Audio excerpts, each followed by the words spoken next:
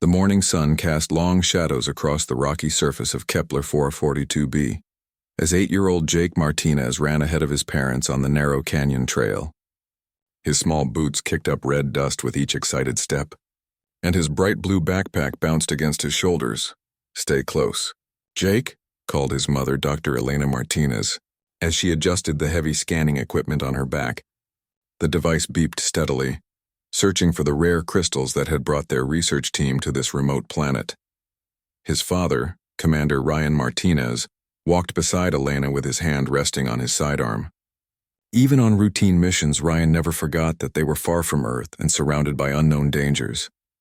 The planet's 2 purple moons hung in the pale morning sky, reminding him just how far from home they really were.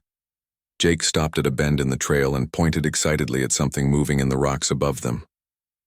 "Look, there's something shiny up there." Elena smiled at her son's enthusiasm. Jake had inherited her love of discovery, always finding wonder in the smallest details of alien worlds. She had brought him on this expedition because their regular babysitter had fallen ill, and she couldn't bear to leave him alone at the research station. "It's probably just a mineral formation reflecting the sunlight," Elena said, but she pulled out her scanner anyway. Jake's observations had proven surprisingly accurate on previous trips.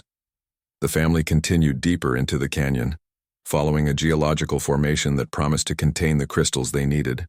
The research station depended on these materials to power their communications array. Without them, they would lose contact with Earth entirely. As they walked, Jake spotted a strange insect with gossamer wings that seemed to glow in the dim canyon light. The creature was unlike anything in their database, roughly the size of his thumb with wings that shifted between silver and gold as it moved. "Can I follow it?" Jake asked, already taking steps toward the insect as it fluttered away from the main trail. "Just for a minute," Elena said, "but don't go where we can't see you." Jake nodded and carefully picked his way over the loose rocks, following the glowing insect as it led him around a large boulder. The creature seemed almost playful, landing just long enough for Jake to approach before taking flight again. Behind him, Elena and Ryan reached the area where their scanners indicated the largest crystal deposits. They began setting up their equipment, keeping one eye on the direction Jake had gone while preparing to extract the valuable materials. The ground beneath them was less stable than it appeared. Centuries of wind and rare rainfall had eroded the canyon walls, leaving them supported by little more than loose gravel and wishful thinking. When Elena activated her high-powered extraction drill, the vibrations traveled through the rock like ripples in a pond. Jake was crouched behind the boulder, trying to coax the glowing insect to land on his outstretched finger, when he heard the rumbling. At first it sounded like distant thunder, but the sound grew louder and more ominous with each passing second. He looked back toward his parents just as the canyon wall above them began to crumble. Massive rocks, some as large as vehicles, tumbled down the steep slope with tremendous force. Elena looked up at the sound, her eyes wide with terror as she realized what was happening. "Jake, run!" Ryan shouted, but his voice was lost in the roar of falling stone. The boy watched in horror as the rockslide buried the area where his parents had been working. When the dust finally settled, the trail they had followed into the canyon was completely blocked by tons of debris. Jake called out for his parents, but only his own echo answered him. He scrambled over the rocks, trying to find a way back to where Elena and Ryan had been, but the boulders were too large and too unstable for a child to climb safely. His small hands scraped against the rough stone as he tried desperately to move rocks that weighed more than he did. Hours passed as Jake searched frantically for any sign of his parents. The glowing insect had long since disappeared, leaving him alone in the growing darkness of the canyon. When the planet's twin moons rose overhead, their purple light made the landscape look even more alien and frightening. Jake's water bottle was half empty, and he had only a few energy bars in his backpack. His parents had carried the emergency beacon and the heavy communication equipment, all of which was now buried beneath tons of rock. The research station was more than 20 miles away across difficult terrain, far beyond what a child could walk alone. As the temperature began to drop with the setting sun, Jake found a small cave in the canyon wall where he could shelter for the night. He curled up in his jacket, trying not to cry as he thought about Elena and Ryan. He told himself that rescue teams would come looking for them soon, But the rational part of his mind understood that he was truly alone on an alien world. The sounds of the planet's night creatures echoed through the canyon, calls and cries unlike anything from Earth. Some sounded harmless, like the chirping of birds, while others were deep and threatening. Jake pulled his jacket tighter around himself and tried to remember everything his parents had taught him about survival. In the morning, he would need to find water and food. He would need to stay warm and avoid the planet's predators.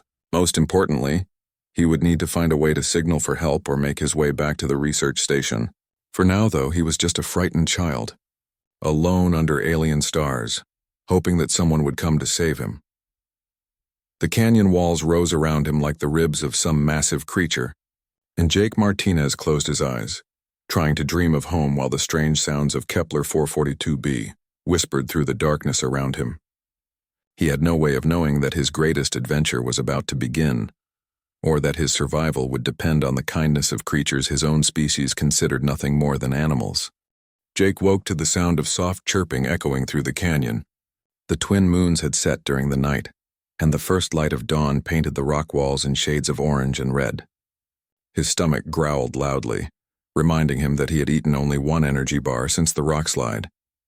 He crawled out of the small cave and looked around carefully before standing up. His father had taught him to always check for predators before moving in the open. Advice that seemed much more important now that he was alone.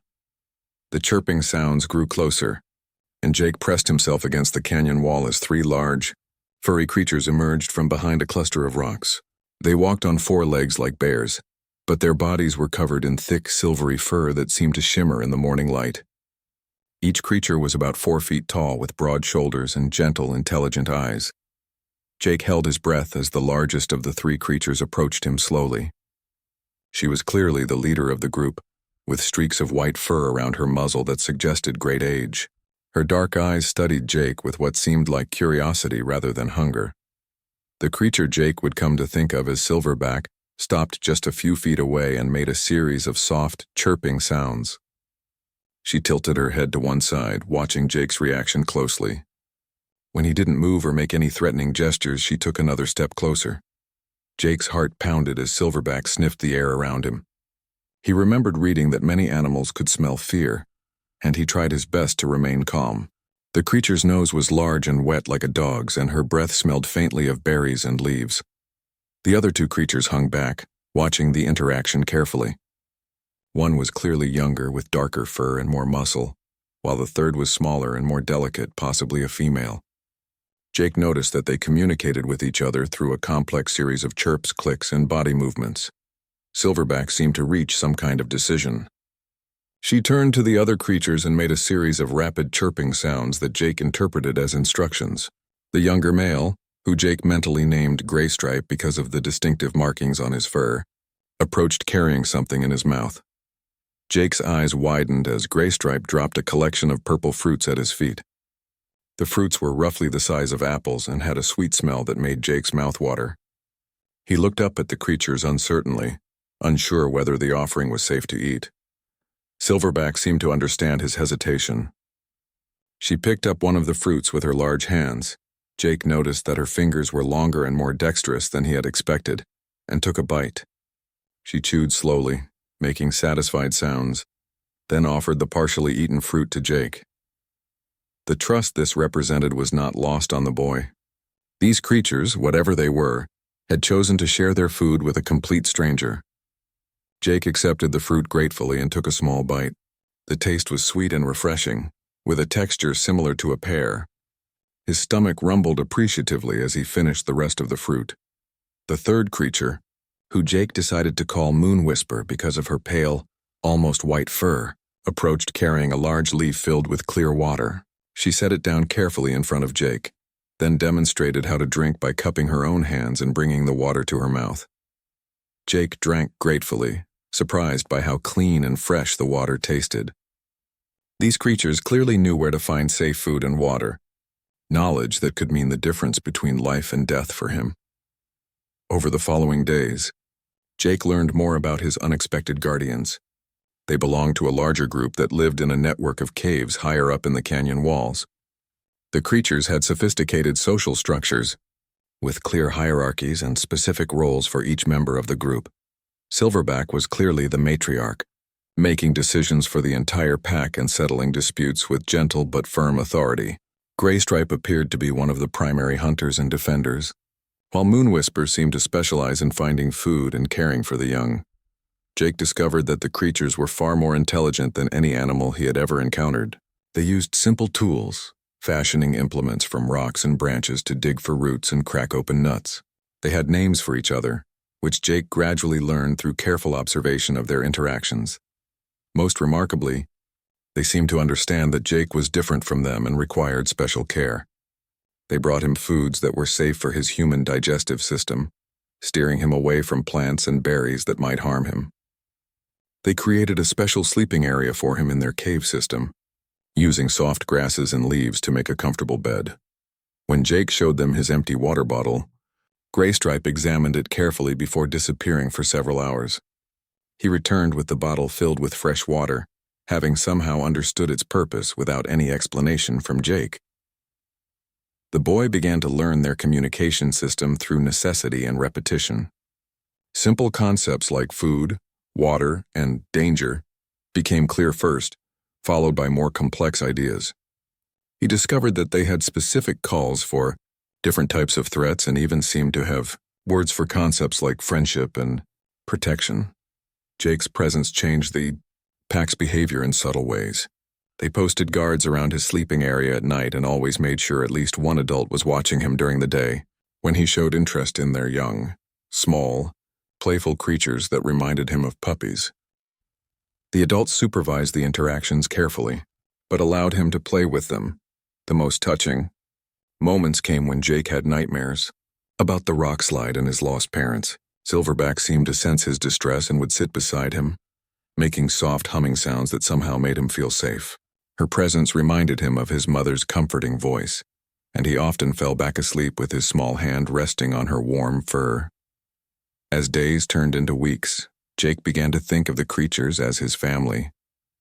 They had saved his life and asked for nothing in return except his trust and companionship.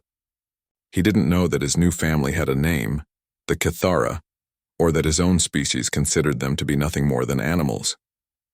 All he knew was that when he was cold, they warmed him; when he was hungry, they fed him, and when he was afraid, they protected him. The Galactic Mining Consortium continued their operations elsewhere on the planet, unaware that their wildlife had made a choice that would change the fate of two species forever.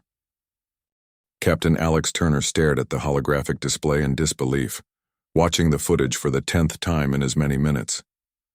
3 months of searching had yielded nothing but false hopes and dead ends, and now this impossible image flickered before him like something from a dream. "Run it again, Cooper," he said to Sergeant Lisa Cooper, who operated the long-range reconnaissance drone from her position at the communications console aboard the search vessel Horizon. The footage began again, showing the silvery creatures moving through their canyon habitat with graceful coordination. But there, in the center of the group, was unmistakably a human child.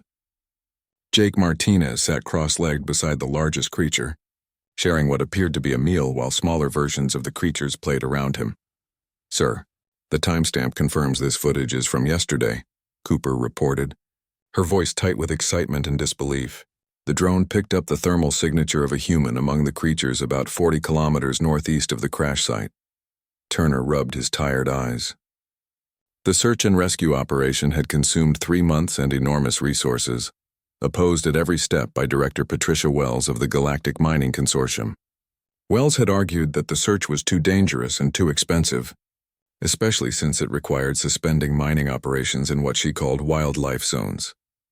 "Get me a direct link to Earth Command," Turner ordered. "Dr. Nathan Price needs to see this immediately." Within minutes, the face of Earth's leading xenobiologist appeared on the main screen. Dr. Price's gray beard and kind eyes had made him famous across human space as the foremost expert on alien life forms. His expression shifted from polite attention to absolute shock as he watched the drone footage. "Captain Turner," Dr. Price said slowly, "this changes everything we thought we knew about the creatures on Kepler 442b. The consortium has classified them as non-sentient wildlife, but this behavior suggests otherwise." Turner nodded grimly. What exactly am I looking at, Doctor? Adoption behavior across species lines, Dr. Price replied, his voice filled with wonder. The creatures have not only accepted the child into their social group, they're actively caring for him. This level of empathy and reasoning indicates advanced intelligence, possibly rivaling our own. The implications hit Turner like a physical blow. If the creatures were sentient, then the mining consortium had been systematically destroying the homes and families of an intelligent species for over 2 years. The legal and moral ramifications would shake the foundations of human expansion into the galaxy. Doctor, I need to extract the child immediately, Turner said. Can you advise me on the best approach? Dr. Price leaned forward, his expression serious. Extreme caution, Captain. These creatures have protected the boy for months when they could have easily abandoned him or worse. They've demonstrated remarkable intelligence and compassion, but we don't know how they'll react to armed humans approaching their family group. Turner assembled his best team for the extraction mission. He chose specialists trained in first contact protocols, even though the consortium insisted the creatures were just animals. Something about the footage told him that these beings deserved more respect than they had been given. The team approached the canyon location carefully, using non-threatening movements and keeping their weapons holstered. Turner had studied the drone footage extensively and noticed that the creatures seemed to have sentries posted around their territory. He didn't want to provoke a defensive response that might endanger Jake or the creatures. As they climbed the rocky slopes toward the cave system where the creatures lived, Turner heard the sound of mechanical engines echoing through the canyon. His blood ran cold as he realized what was happening. A massive mining crawler had entered the area, its treads churning up rock and soil as it moved toward the creature habitat. Move faster, Turner commanded his team. That crawler is heading straight for them. They crested a ridge and looked down into a scene that would haunt Turner for the rest of his life. The mining crawler had suffered a mechanical failure near the creature's cave system, and toxic coolant was pouring from its ruptured tanks. The chemical liquid spread across the ground in an expanding pool of death. Jake stood in the center of a protective circle formed by the creatures. Silverback and Graystripe had positioned themselves directly between the boy and the toxic spill, their fur already showing signs of chemical burns where the fumes had touched them. Other creatures formed an outer ring, creating multiple barriers of protection around the human child.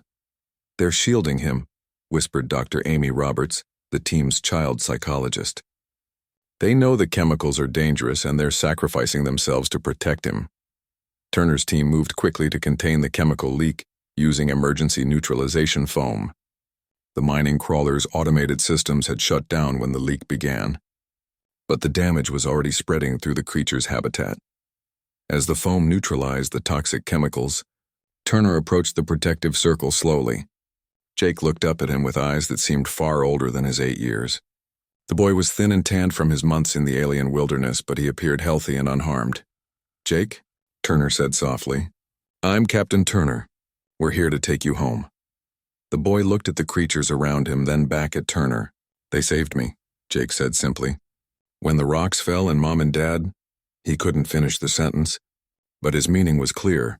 Silverback made a series of soft chirping sounds, and Jake responded with his own mixture of chirps and gestures. Turner watched in amazement as the boy communicated with the creatures in their own language. "She says they know you're here to help," Jake translated. "But some of them are hurt from the poison. Can you help them too?" Dr. Roberts knelt beside Jake, her medical scanner already analyzing the chemical exposure of the nearest creatures. "We can treat the burns," she assured him. "We won't leave them." As Turner's team worked to treat the injured creatures, he marveled at what he was witnessing. These beings had risked their lives to protect a member of an entirely different species, asking for nothing in return. Their intelligence was undeniable. They had recognized the danger of the chemicals and responded with coordinated protective action. Moon Whisper had suffered the worst exposure, her pale fur burned by the chemical fumes. She lay still while Dr. Roberts applied medical gel to her injuries, trusting completely in the humans who had come to help. Jake held her large hand and spoke to her in the Cathera language, clearly trying to comfort her. "Captain," Dr. Roberts said quietly, "this child has been living as a member of their family. The psychological bond runs deep on both sides. Separating them abruptly could cause severe trauma." Turner nodded, understanding the complexity of the situation. Jake had survived for 3 months because these creatures had chosen to love and protect him. Now humanity faced a choice that would define their character as a species. As they prepared to leave the canyon, Jake turned back to look at his adoptive family. Silverback approached him slowly and placed her large hand on his small shoulder. The gesture was unmistakably one of farewell and blessing, and Turner felt tears forming in his eyes as he watched. "They're not animals," Jake said firmly as they walked toward the extraction shuttle. "They're smart and they're good. They're my family." Turner activated his communication link to Earth Command. "This is Captain Turner reporting. We have recovered Jake Martinez, and we have confirmed the presence of a sentient species on Kepler 442b, requesting immediate halt to all mining, operations and emergency xenological consultation." The response from Earth would change the course of galactic history, but for now, Turner focused on getting both the boy and his injured alien guardians the help they needed. Some decisions, he reflected, were bigger than any one person or even any one species. The Grand Hall of the Earth Colonial Council had never been so quiet. Representatives from dozens of human worlds sat in perfect silence as 8-year-old Jake Martinez finished his testimony. The boy stood at the speaker's podium, his small frame dwarfed by the massive chamber, but his voice had carried clearly to every corner of the room. "They hummed to me when I had bad dreams," Jake said, his young voice steady despite the weight of the moment. "Silverback would sit next to me and make this soft sound that made me feel safe. Graystripe taught me which water was good to drink and which plants would make me sick. And when the poison came from the big machine, Moonwhisper stood right in front of me even though it was burning her." General Marcus Stone, Earth's Secretary of Xenological Affairs, leaned forward in his chair. The weathered military officer had overseen first contact with 17 different species during his career. But nothing had prepared him for this testimony. "Jake," Dr. Amy Roberts said gently from her seat beside him, "can you tell the council about the Kithera's art?" Jake's face brightened slightly. "Oh yes, they carve pictures in the trees near their caves. Silverback showed me ones that told stories about their families and their history. Some of the carvings were really old, from before her grandmother's grandmother was born. They have pictures of their ceremonies and their songs." Director Patricia Wells of the Galactic Mining Consortium shifted uncomfortably in her seat. For 3 months she had been arguing that the Kithera were nothing more than clever animals, like dolphins or chimpanzees. Jake's detailed descriptions of their culture and society made that position increasingly difficult to maintain. Dr. Nathan Price stood to address the council, his tablet displaying detailed analysis of the drone footage and environmental scans from Kepler 442b. "Honorable representatives, the evidence is overwhelming. The Kithera demonstrate every marker of sentient intelligence we have established in our protocols." Price activated a holographic display showing the canyon habitat where Jake had lived. "They have complex social structures with clear hierarchies and specialized roles. They use tools, create art, and maintain oral traditions spanning generations. Most significantly, they demonstrated cross-species empathy by protecting a human child for 3 months with no possible benefit to themselves." "Alleged benefit," Director Wells interjected. "Dr. Price, you're anthropomorphizing animal behavior. Many species on Earth show protective instincts toward young creatures, even those of other species." Jake turned to look at Director Wells, his young face serious. "Ma'am, do animals on Earth learn to speak human words? Because Silverback learned to say my name.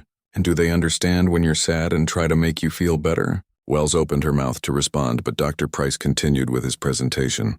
"Director Wells, I've analyzed the chemical composition of the plants the Kithera fed to. Jake, they specifically selected foods that wouldn't harm human digestion while avoiding dozens of native plants that could have been toxic to him.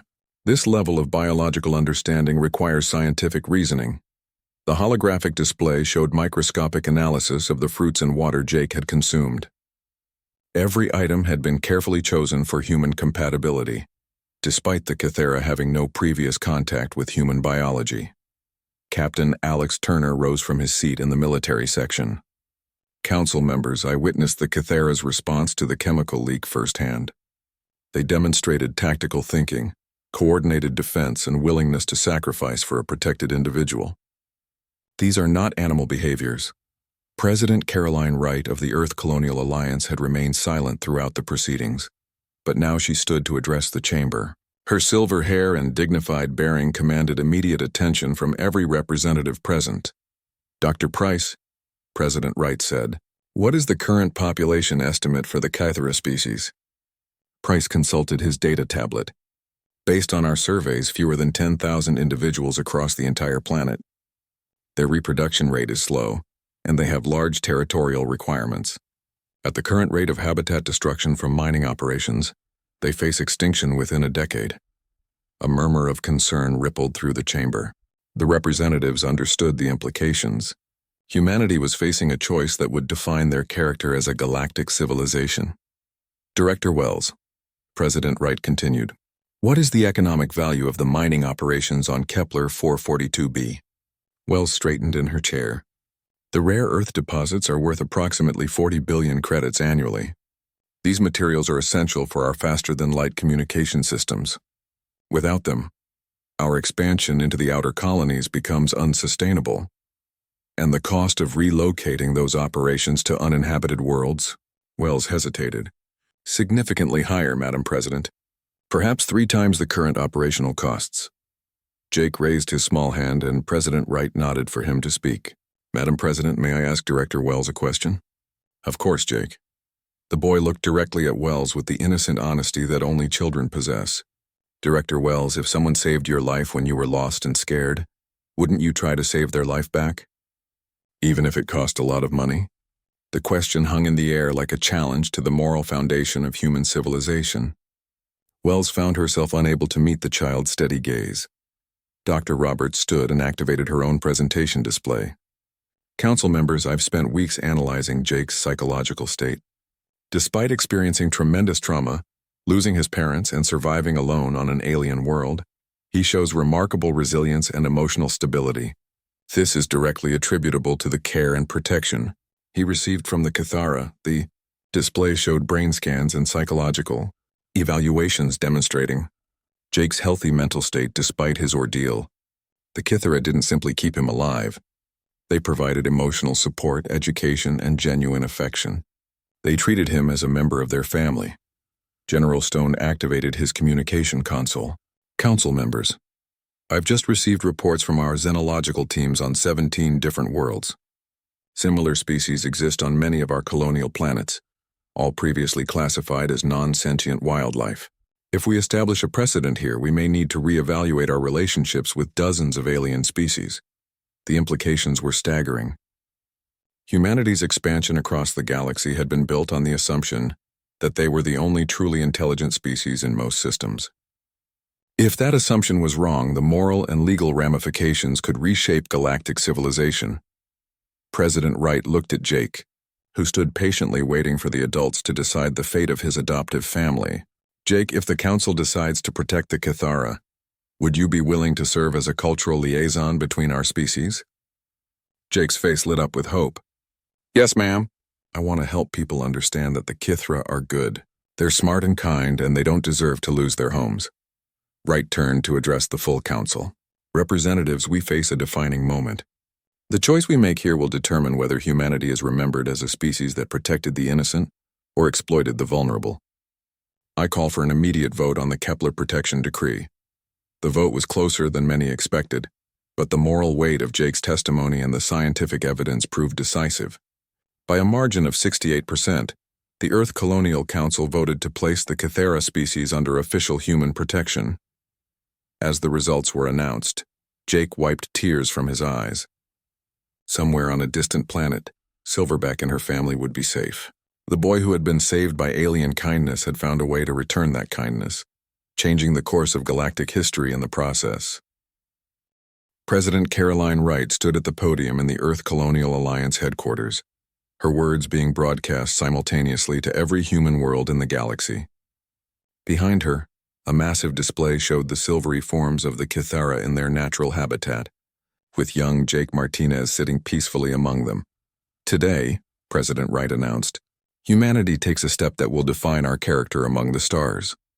I hereby sign the Kepler Protection Decree, placing the Kythera species in their homeworld, under the full protection of the Earth Colonial Alliance." The signing ceremony was broadcast live to billions of humans across hundreds of worlds. Jake Martinez, now wearing a formal suit that made him look even younger than his 8 years, watched from the front row as President Wright affixed her signature to the historic document. Director Patricia Wells had threatened economic warfare in response to the decree, warning that the mining consortium would pull operations from all human worlds if their Kepler 442b investments were lost. Her threats proved empty when public opinion polls showed overwhelming support for protecting Jake's alien family. Children across human space had embraced the story of the boy and his guardians, and their parents found it impossible to argue against such clear moral imperative. The decree went far beyond simple protection. President Wright announced the immediate establishment of the Kythera Sanctuary, encompassing the entire planet of Kepler 442b. The Earth Defense Force would maintain a permanent garrison to ensure no unauthorized development occurred in Kythera territory. General Marcus Stone stood beside the president as she outlined the military commitment. The 5th Defense Fleet will establish a permanent base in the Kepler system, Stone announced. Any attempt to harm the Kythera or their habitat will be treated as an act of war against the Earth Colonial Alliance. Dr. Nathan Price had been appointed as the first director of Xenological Protection, a new department created specifically to oversee humanity's relationships with vulnerable alien species. His first official act was to authorize a comprehensive cultural exchange program between humans and the Kythera. "We have much to learn from each other," Dr. Price explained to the assembled media. "The Kythera have developed sustainable technologies and social structures that could benefit human civilization. In return, we can offer medical knowledge and protection from external threats." Jake had been given a special role as the youngest cultural liaison in human history. Despite his age, his unique experience living among the Kythera made him invaluable for establishing communication protocols and understanding their complex society. 5 years later, 13-year-old Jake Martinez walked through the corridors of the Kepler Research Station, now a thriving center for interspecies cooperation.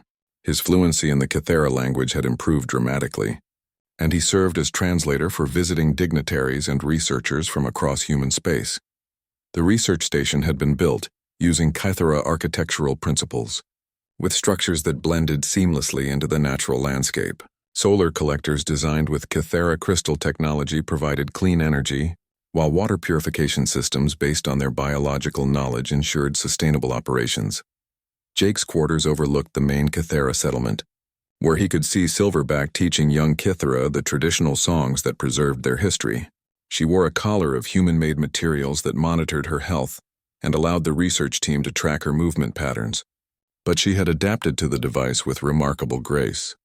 Graystripe had become the unofficial security coordinator between the species, working with human guards to patrol the sanctuary boundaries. His keen senses and knowledge of local geography made him invaluable for detecting unauthorized intrusions or environmental threats. Moon Whisper had recovered completely from her chemical burns, thanks to human medical intervention, and now led a joint research project studying the planet's unique ecosystem. Her collaboration with Dr. Price had resulted in the discovery of 17 new medicines derived from native plants. The success of the Kepler Protection Decree had inspired similar initiatives across human space. Earth had established protection agreements with 12 other threatened species, earning humanity a reputation as guardians rather than conquerors. The Galactic Council, dominated by older and more established civilizations, had begun to take notice of humanity's unique approach to interspecies relations. Jake often thought about how different things might have been if the Kythera had chosen to abandon him in that canyon years ago. Their decision to protect a lost child had changed the course of history for both species, creating a partnership that benefited everyone involved. The mining consortium had eventually found alternative sources for their rare earth materials on uninhabited worlds, though at considerably higher cost. Director Wells had been quietly reassigned to a desk job on a minor colony world, her career destroyed by the public relations disaster of opposing the Protection Decree. President Wright visited the sanctuary annually to commemorate the signing of the decree. During her most recent visit, she had been moved to tears watching human and Kythera children playing together in the research station's common areas, their laughter transcending the barriers of species and language. "This is the future we're building," Wright had told Jake during that visit. "Not conquest or exploitation, but partnership and mutual protection. Jake now spent his time training other young humans in Kythera communication methods, preparing them for careers in xenological diplomacy. His students included children from across human space, all eager to learn about the species that had become symbols of compassion and intelligence. The story of Jake and his alien family had been adapted into books, films, and educational programs throughout human civilization. Children grew up learning that strength was not measured in weapons or territory, but in the willingness to protect those who could not protect themselves. On quiet evenings, Jake would sit with Silverback on the ridge overlooking their shared valley, watching the twin moons rise over Kepler 442b.